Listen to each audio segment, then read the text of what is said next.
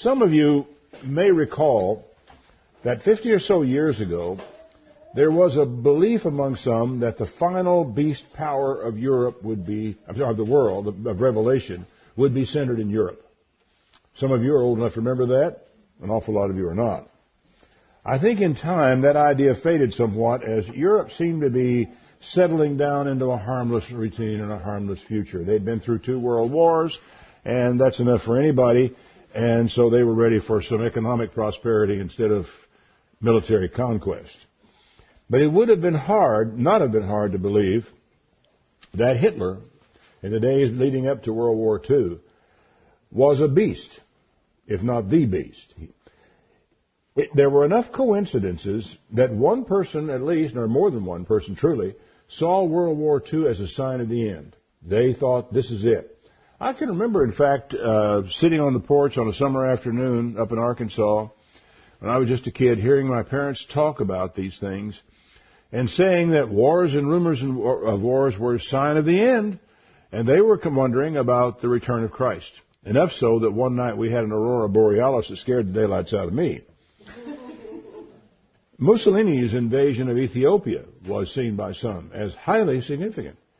But you know, it was a different world then. Everything was different. Everybody looked at stuff differently. And it occurs to me that there's a generation here now that can't see how anyone would have thought that way. And that's, hindsight, we go looking back, we say, how in the world could anyone think that? But in truth, it's not nearly as far off the wall as some might think. In a way, you can think of history and prophecy in terms of ebb and flow like the tide. It comes in, it goes out. It comes in, it goes out. And it happens again and again. History does seem to repeat. And for a very simple reason. Human nature doesn't change. The divine nature doesn't change. And so we people make the same stupid mistakes over and over again, and God responds the same way He always has. There's nothing unusual about that. If I had been living in Judea in the year 69 and had seen Jerusalem encompassed about with armies, I would have been certain that the end was at hand, and I would have pulled up stakes and done everything I could to get out of Jerusalem someplace else. In fact, a significant number of the first Christians did exactly that. And they fled across Jordan to Pella, which is to the north of Jerusalem, north and east, really north even of the city of Amman to this day. They went there for a place of safety in 69-70 A.D. when the Romans came down and took Jerusalem and destroyed the temple. Because it was in 70 that the whole thing came to an end. Today, I want to look at the reasons why some of us felt the way we did about Europe and the beast.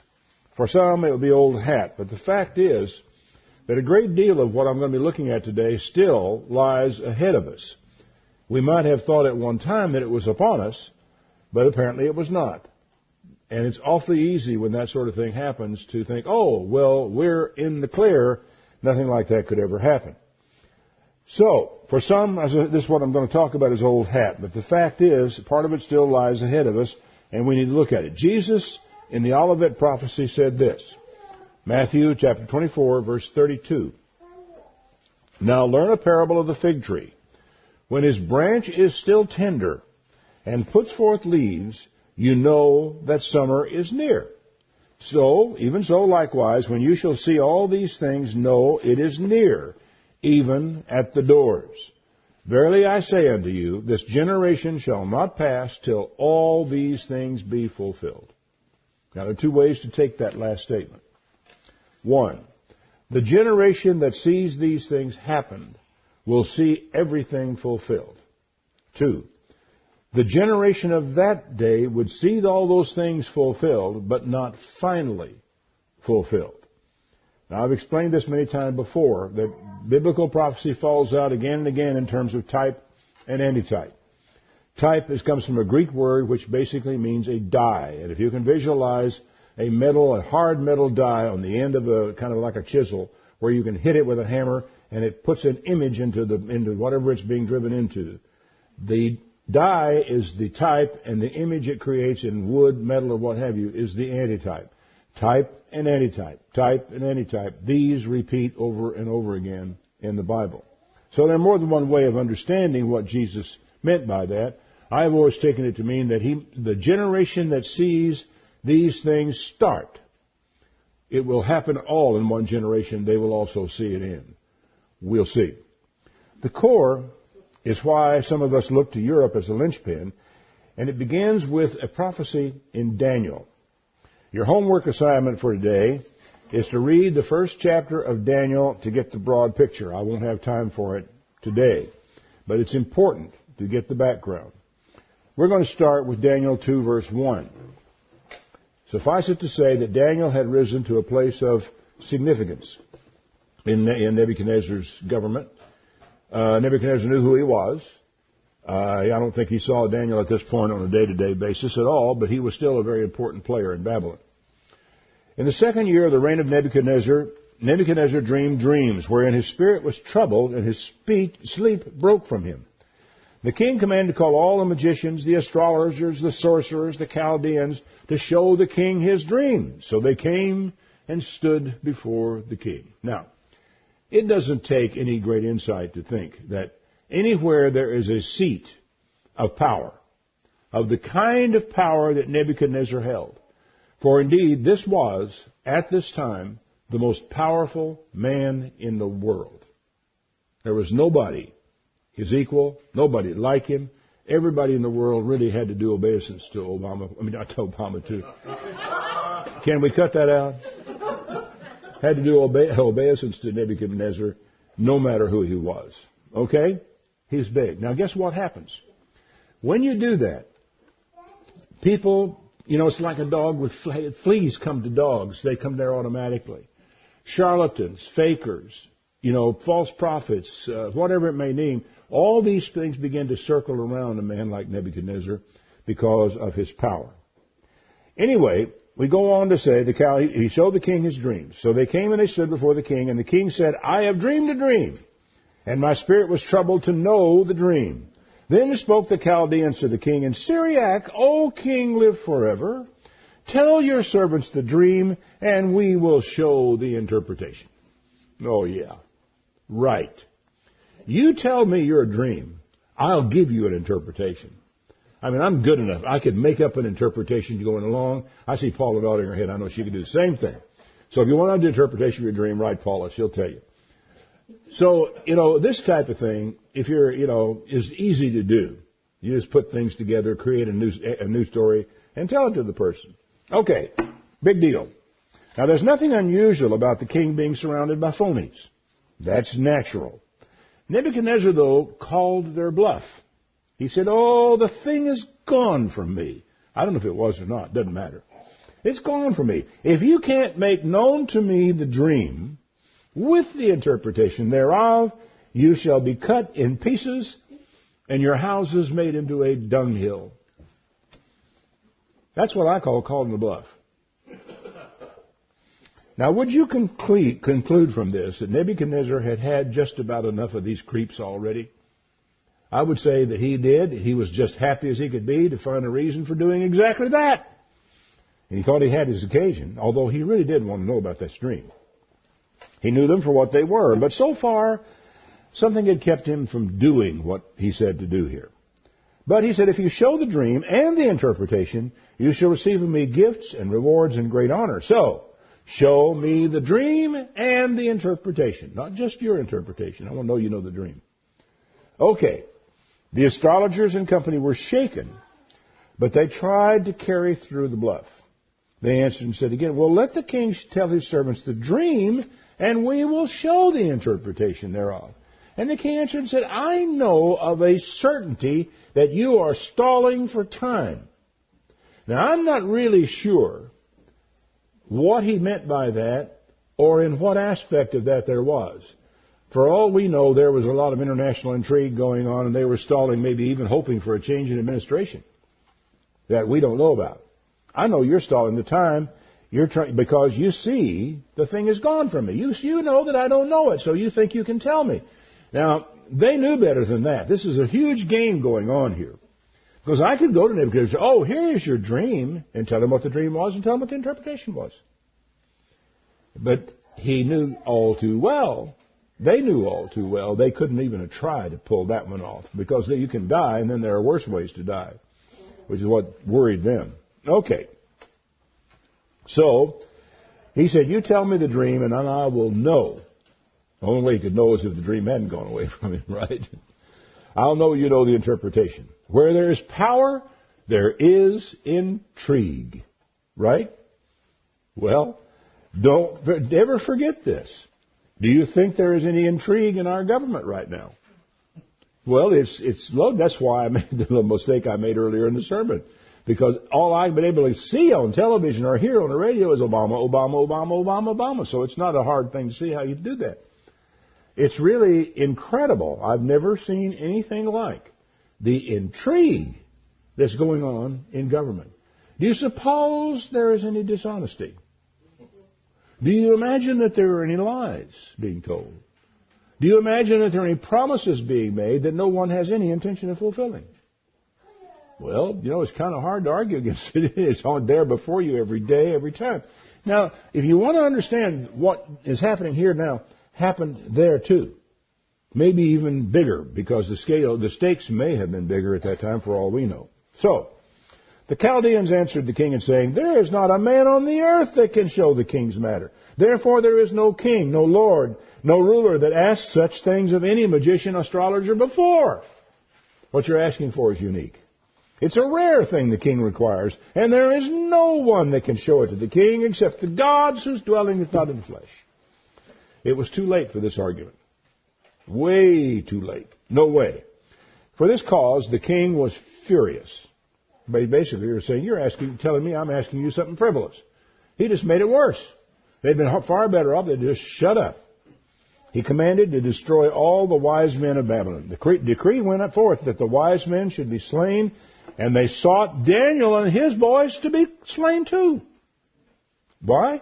Because they had risen, as a result of the homework you're going to do when you get home tonight, they had risen to positions of authority and power, and were looked upon as, not magicians really, but as seers, people who understood. Okay, Daniel already had a reputation at this point. And apparently, he was not in this gang the king had called in the first place, which is suggestive, even in and of itself, that he wasn't called in with this group. Then Daniel answered with counsel and wisdom to Arioch, the captain of the king's guard, that had gone forth to slay the wise men of Babylon. He answered and said to Arioch, the king's captain, why is the decree so hasty from the king? Arioch then told the whole story to Daniel. Here's what happened. And Daniel went in and desired of the king he would give him time so he would show the king the interpretation. Note, Daniel had access. And if you do your homework, you will see how that came to be.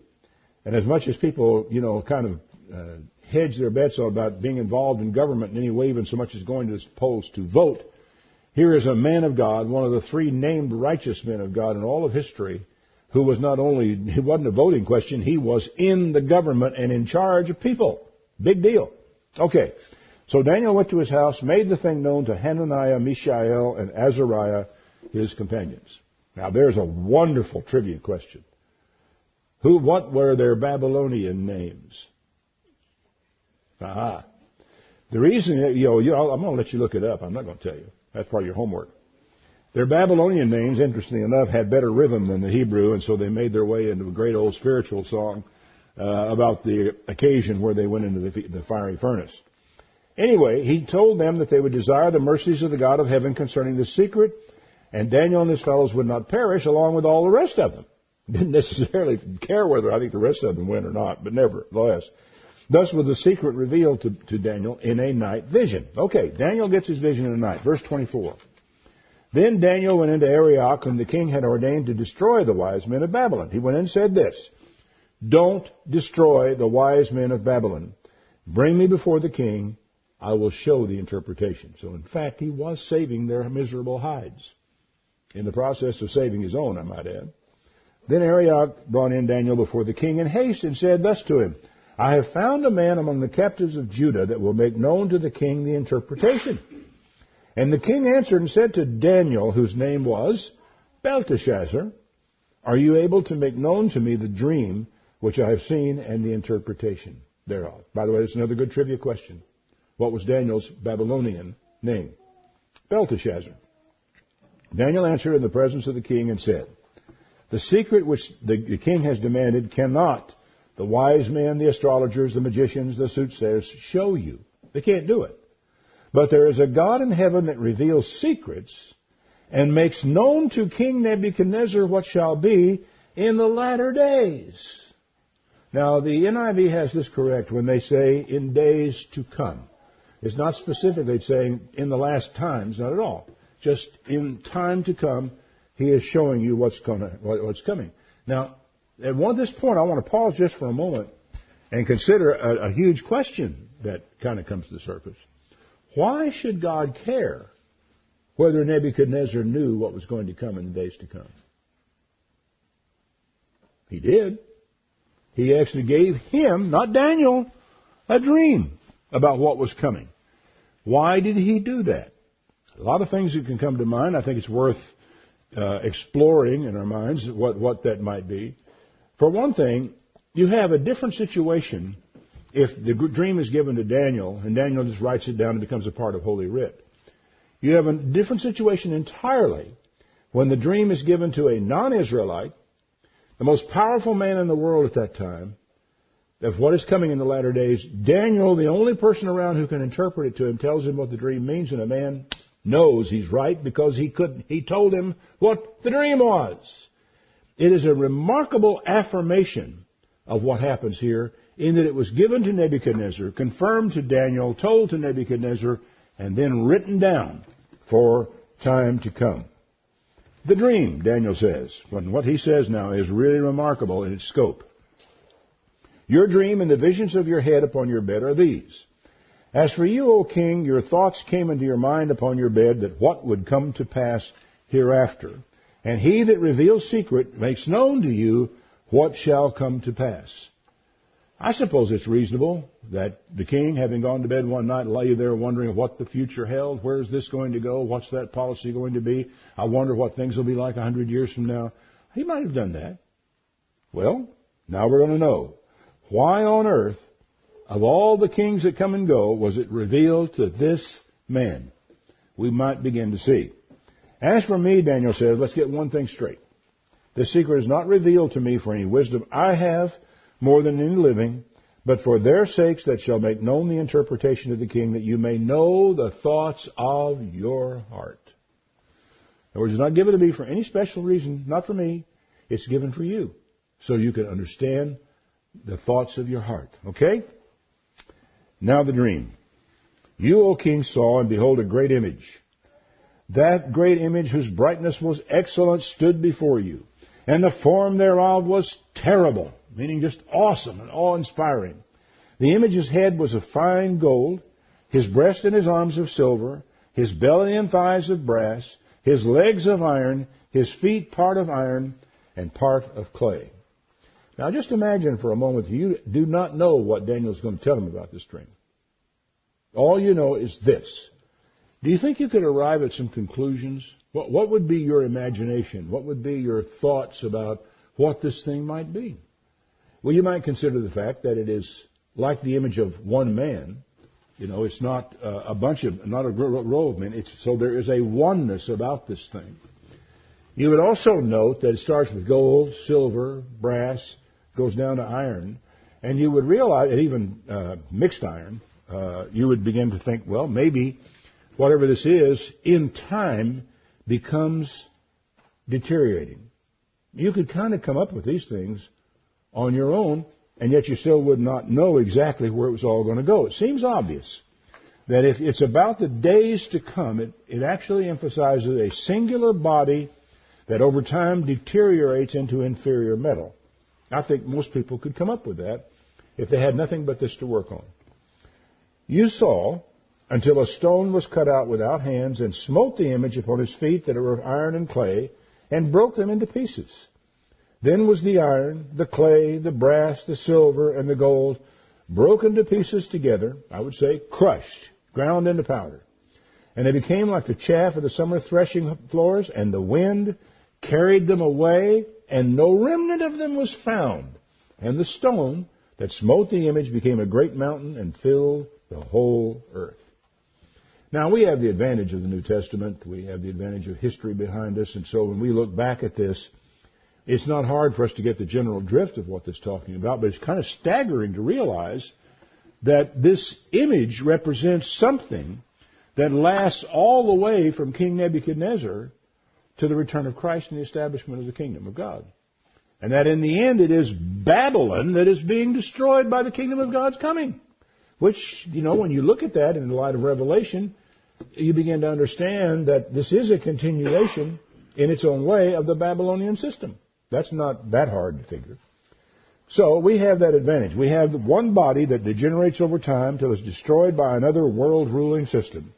So, what did God reveal to Daniel that clarified this? Now, as I said, we read up to this point. We have the advantage of history. We have the advantage of the New Testament. We have the advantage of Christ's teachings. Okay. This is the dream. We will tell you the interpretation. You, O king, are a king of kings, an emperor. For the God of heaven has given you a kingdom and power and strength and glory.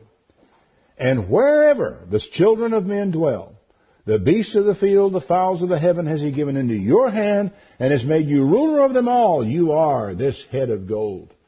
He's basically confirming the fact, of history as well, that this man was the first true emperor in the sense of a man who ruled the whole world instead of this little fiefdom or that city or what have you.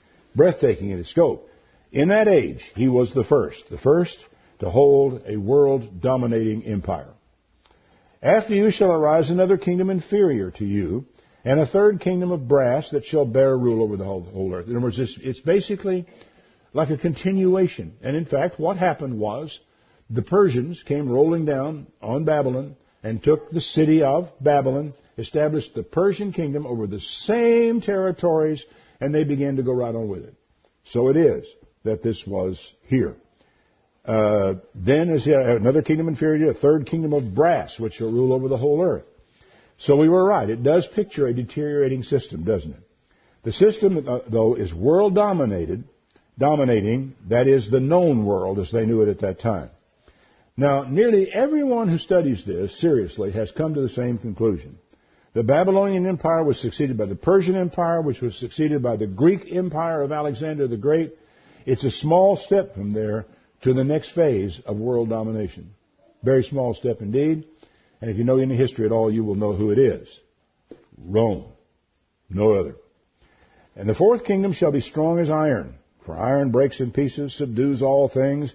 And as iron that breaks all those things, it shall break in pieces and bruise, which the Romans did. Big time. The Romans were a very powerful, a very civilized people. They were strong. They were not brutal for brutality's own sake. They were brutal for the goal that they were driving at. The Roman Empire had one thing in common with the British Empire. It, as much as anything else, was originally built on the idea of expanding trade, of expanding their influence, their power, and again of making the world safe. Rome, it brought about a Pax Romana, which means a Roman peace, which allowed Christianity to take root and grow and spread far and wide, because travel at any time in history has always been dangerous, and it was never more dangerous than those previous kingdoms. But Rome said, enough already. This is exactly the same thing, by the way, that David did in his reign when he went to Mesopotamia and put down the armies over there. He actually disarmed the Iraqis before anybody ever got around to it in our century. They were nothing but trouble. It was a rabid bunch of bandits who were killing people and robbing people, and you couldn't travel safely. And word kept coming to David. Probably his kingdom was losing some. And he said, enough already.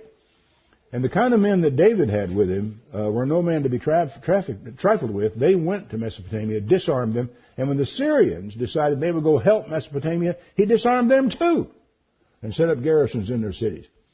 David, Joab, and his gang were a tough bunch of hombres, to say the least, but it wasn't toughness for toughness' sake.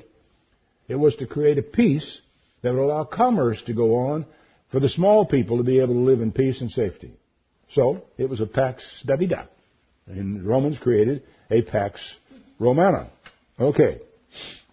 There's another phase of this thing, though. We must wait. Whereas you saw that the feet and toes, part of potter's clay, part of iron. The kingdom will be divided, but there shall be in it the strength of iron, for as much as you saw the iron mixed with miry clay, and as the toes of the feet were part of iron and part of clay, so the kingdom shall be partly strong and partly broken. Now at this point, a feeling for history is useful.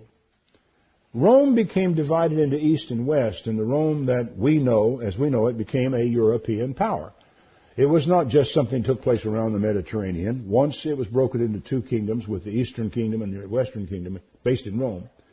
They also began to look up into Europe and became a European power.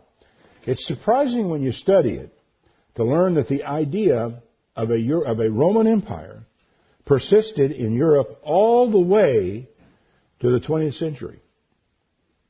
How in the world anybody could think that way is kind of hard to realize, but maybe if we were Europeans, around the beginning of the 20th century, we might not have had such a hard time realizing that, because the Roman Empire and the Holy Roman Empire were a very important part of our history. Every bit as much as our pilgrims coming to this country, the establishment, George Washington, all that, we know all that. Well, they knew all that stuff about Rome also. Now here's another homework assignment for you. Do a Google search on the Holy Roman Empire and see what you find. The Holy Roman Empire was a union of territories in Central Europe. I'm going to give you a start. You've got to go find the rest for yourself. During the Middle Ages and the early modern period under a Holy Roman Empire. The first emperor of the Holy Roman Empire was Otto I, crowned in 962. The last was Francis II, who abdicated and dissolved the empire in 1806 during the Napoleonic Wars. In a decree following the 1512 Diet of Cologne, the name was officially changed to the Holy Roman Empire of the German nation. Fascinating, isn't it? In German it's the Heilige, I'm not going to try to pronounce that. Latin, Imperium Romanum Sacrum Nationalis Germanicae. So, the Holy Roman Empire of the Germans. Now perhaps you can see why Hitler could see himself as the successor of the Roman Empire with all of its trappings. Because the Roman Empire had come to Germany, had been Germanized. And do you understand why he called his government the Third Reich? Another homework assignment. What were the First and Second Reichs? His was the third. And it all links right back through the Holy Roman Empire of the Germans to the Holy Roman Empire, and back before the 9th century to what was going on in Europe, Southern Europe, Rome, and all that at that time. After the fall of what we call the fall of the Roman Empire, a lot of things changed at that time, but the idea of Rome didn't go away. Now, in the description that follows here in Daniel, verse 43, you may find an apt comparison with modern Europe. Whereas you saw iron mixed with miry clay, they shall mingle themselves with the seed of men, but they shall not cleave to one another, even as iron is not mixed with clay. I think the reason this came to mind to me today was, for a sermon, was the growing realization of the unlikely mix of the current European Union and where it's headed. With any knowledge of European history, going back to and including 2 world wars and so forth, you have to realize that all these nations around here speaking different languages. I think the Austrians and the Germans both speak German, but the Belgians don't. The Dutch don't. They speak their own language. The French certainly do not. They would not speak German unless they were forced to. The Spaniards do not. They have their own language. And the English, oh my goodness. The English won't even speak French correctly. They make it a point to mispronounce French out of contempt. Now we're supposed to take these people, bind them into one union like the United States of America, where we have a common heritage, a common language, a common currency, a common constitution so far, and all the things that we have. And they think they're going to create a United States of Europe out of that hodgepodge? I've traveled a little bit in Europe. And you're so aware of the difference in culture when you drive across the line. Last time I was in Europe, driving in Europe, I didn't have to have a passport. because I was able to travel from Italy to Switzerland, Switzerland to Germany, and so forth, without even so much as doing anything except saying, hello, how are you, and going on through customs. Nothing to it. But I will tell you this.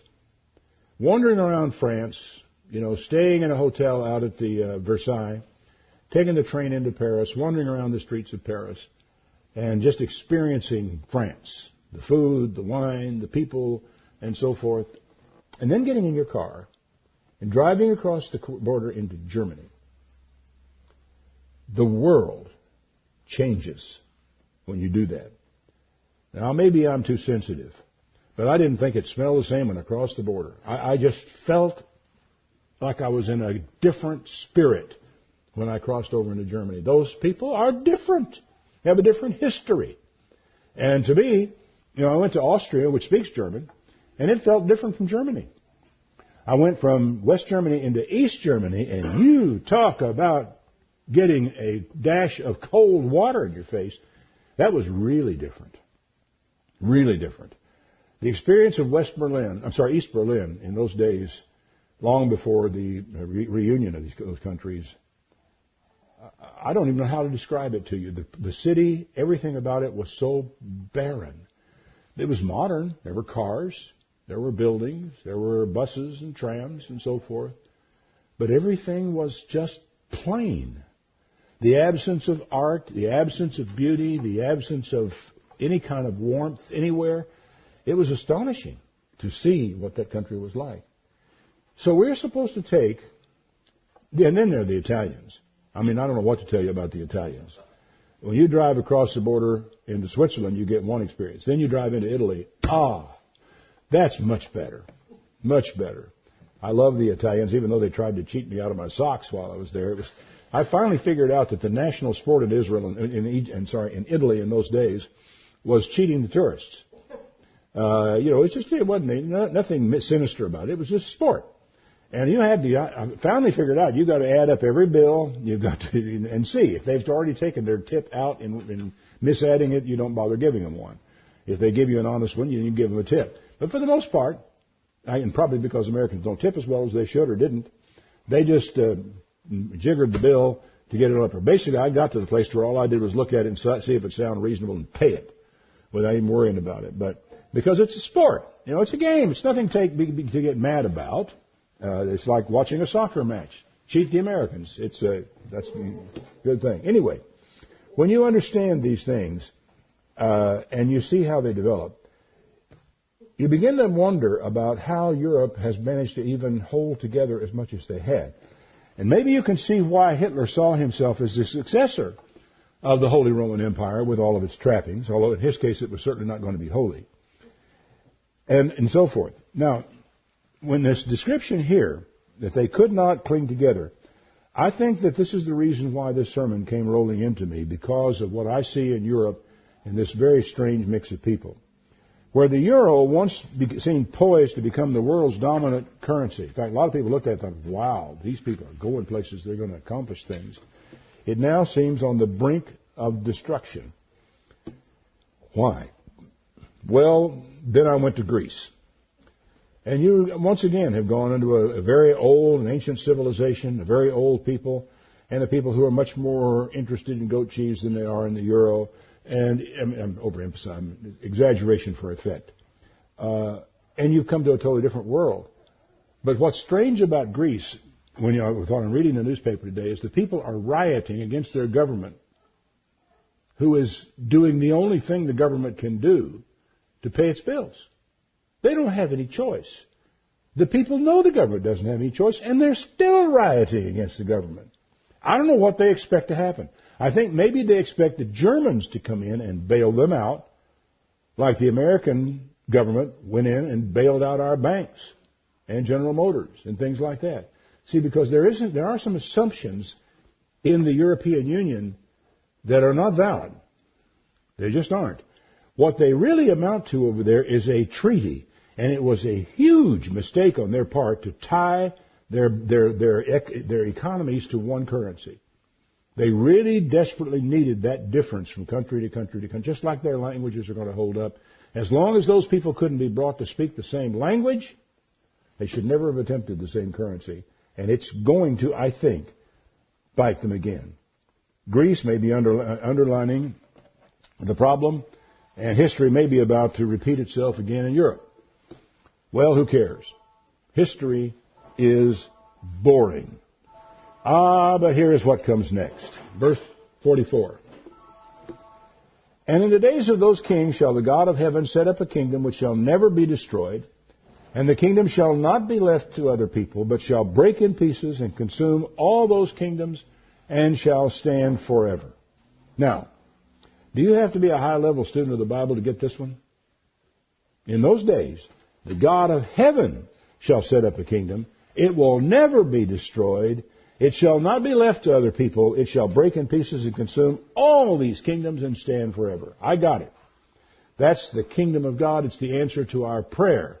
Thy kingdom come. So what have we done? We have come all the way from Nebuchadnezzar all the way to the return of Christ with one dominating system in all this period of time that deteriorates, and finally has to be crushed. That seems to be what we're seeing. For as much as you saw that the stone was cut out of the mountain without hands, and that it broke in pieces the iron, the brass, the clay, the silver, and the gold, the great God has made known to the king what will come to pass hereafter, and the dream is certain, and the interpretation thereof is sure. Don't know altogether. Nebuchadnezzar was awed by this, and he rewarded Daniel appropriately.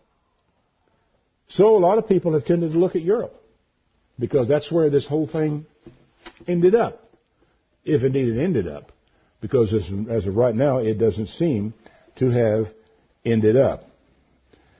King Nebuchadnezzar fell on his face and worshipped Daniel.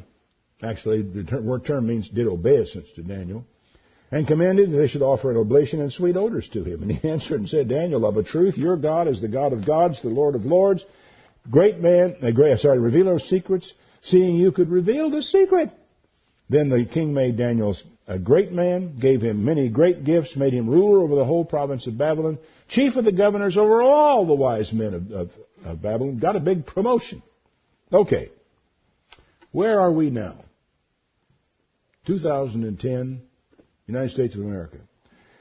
Well, the great stone has not fallen, unless we develop some convoluted explanation of Daniel's vision, which I don't think is a profitable approach. But I'm not about to make the mistake that others have made before me and cry wolf because I see Europe in trouble. Europe's been in trouble before, it's had its ups and downs before, and I understand this. How on earth can a sick old man of Europe be a major player in the time of the end? Well, somewhere along the way, the final resurrection of the Roman Empire became connected in many people's minds to the beast of Revelation 13. And this is an interesting study all itself, and I will not have anything like enough time today to go after it, to develop it, and try to make something of that. But it's still important. I don't recall the time, but I know since the 1970s I have been a skeptic about the European common market turning out to be a great power, the great power.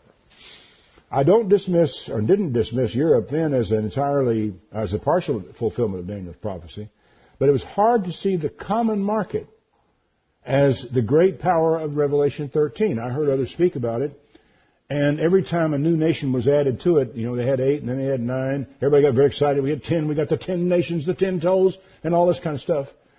I didn't really think so. I didn't get excited about that. It's hard for me to tell you exactly why I didn't. But I didn't. I think it's because I did in my own mind connect this to Revelation 13. Now, there is something to this. Revelation 13, verse 1. John says, I stood on the sand of the sea. I saw a beast rise up out of the sea, having 7 heads and 10 horns. 10 horns? 10. Oh, look at that. Upon his horns, the 10 crowns. Upon his heads, the name of blasphemy. It's that number 10. Pops into here. A horn is an icon for power. The head is an icon for kings. Now, we do understand each other, and this is something I think has really become clearer in the modern world. Whenever you're working on your computer and you have on the page in front of you, I think I counted on one program I was using as many as 40 icons in sight on the page. What's an icon? It's an image that stands for something else. In the case of your computer, it stands for a whole sequence of commands that are going to be carried out to do what it is that you want to get done. Okay, an icon. Icons, the Bible is absolutely loaded with icons. We call them symbols in some cases, okay? So we have the horn, an icon for power. The name of blasphemy, what's that? I don't know. I just think it's something to file away in your memory and remember this guy is going to be carrying the name of blasphemy.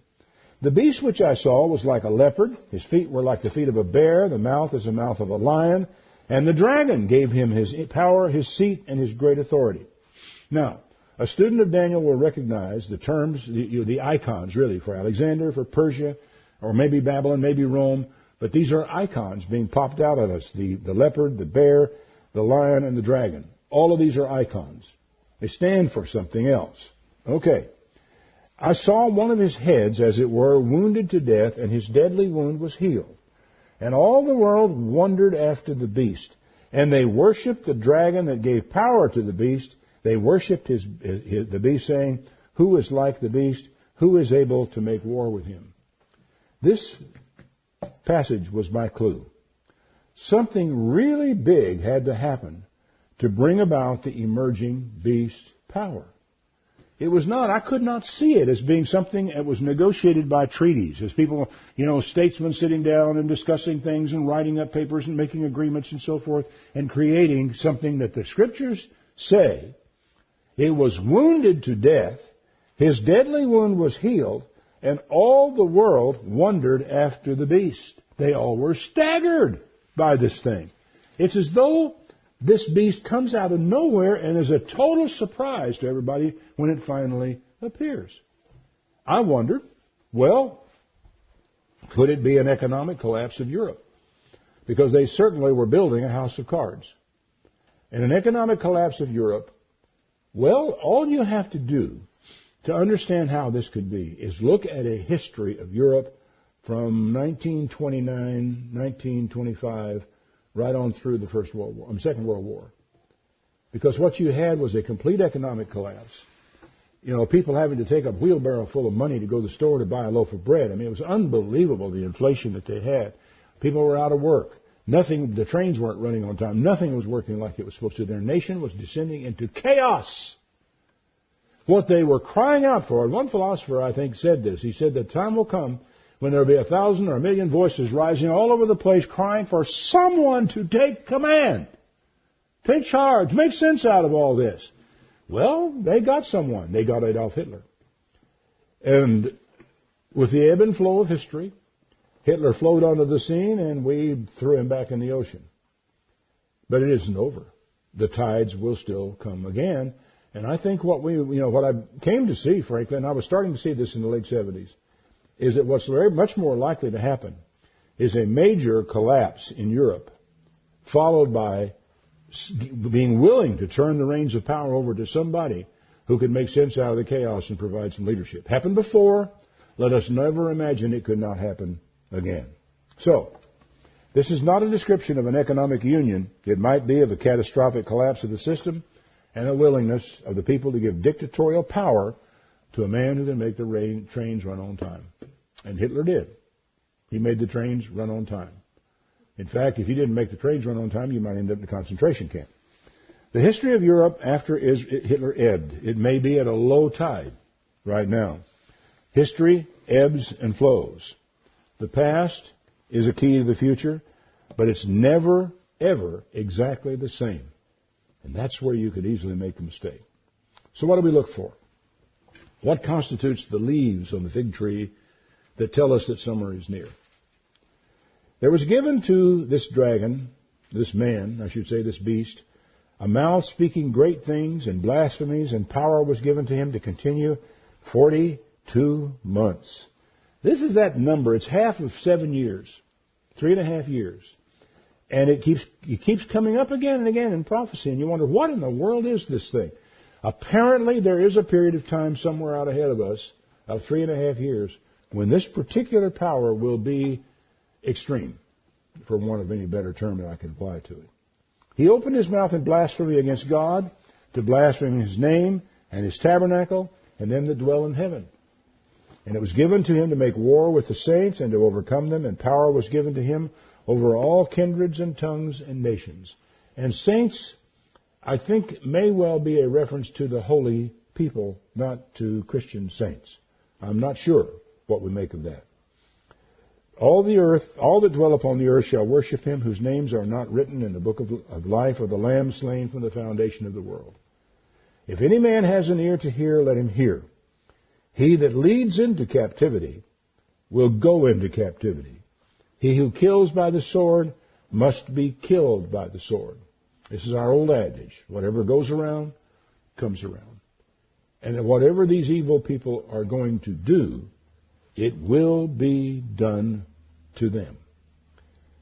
He concludes by saying, here is the patience and the faith of the saints. Now, that is what's required of us. Patience and faith. That, and keep an eye on that fig tree.